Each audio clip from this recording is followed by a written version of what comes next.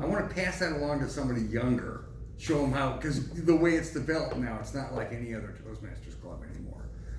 And the Sergeant at Arms is a big deal. I took it because I didn't think anybody else would do it, and I'd like to have some people, others learn what goes on. So I don't know if those are questions, but. Well, you've made your request definitely known, and maybe Ms. Hubbard would be, once she becomes a member, would be interested. I brought the treasury up with Miss Hubbard already, as a matter of fact. I hope she's thinking about it. She curled her nose when I said something. Well, let's not put any pressure on anybody. No, that's okay. All right, yes, Mr. Franson. So I have a general comment I'd like to make about the Distinguished Club program. Yes. That was something that, it was an epiphany for me back in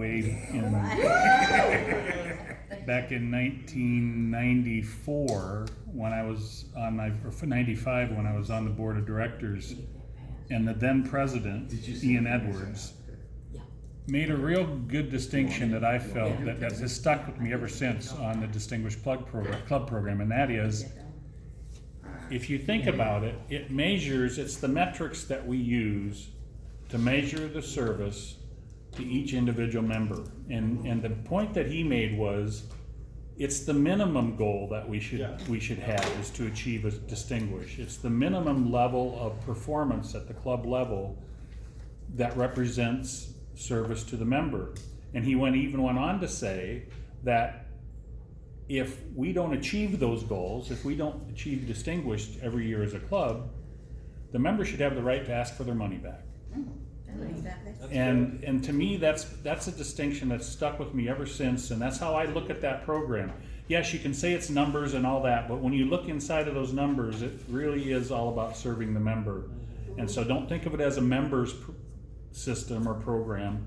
It's really a representation of measuring our success at serving the members. And ever since I heard that, it put a whole different perspective for me on the numbers side of the DCP. Well, and I think of the numbers side of the DCP as each individual member's growth. Yeah. By completing a level 1, what have they learned by finishing that, or the 2, or whatever?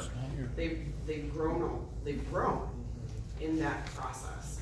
And that's one of the reasons it's important for the Quality Club. It's a numbers game, but those numbers represent growth in each individual member having completed a level.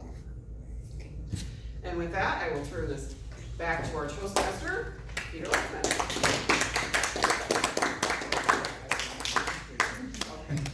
I brought that back to you. Thank you. Now is time for 2 minutes for the evaluation of the speaker. If we could have 2 minutes on our TikTok clock, please.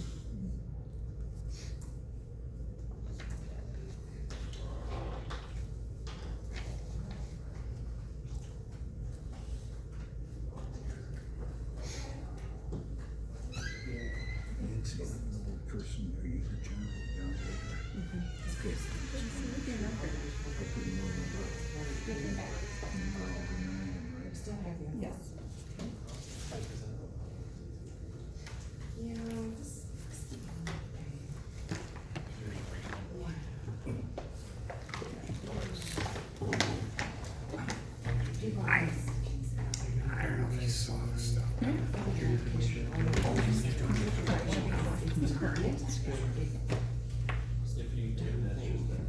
we'd do it during a quiet period.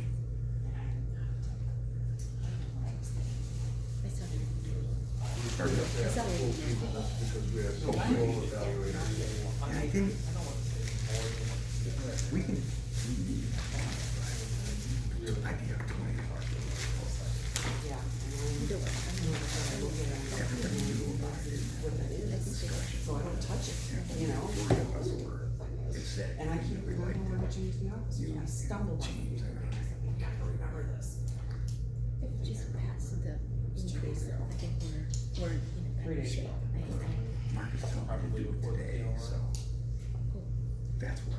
Actually, Okay, you know, Might have been after, But- this was after I got home, but I was, no, couldn't have, I must have done yesterday. And I s- You mean on quorum, yes. time just, Everybody's here, of what the members, everybody's here, except Ryan and Clea. That's pretty good. That's the biggest member attendance we've had in a long time. it's irritating, because like I said, I don't, officers. Just stop the recording. Yes. 2 minutes.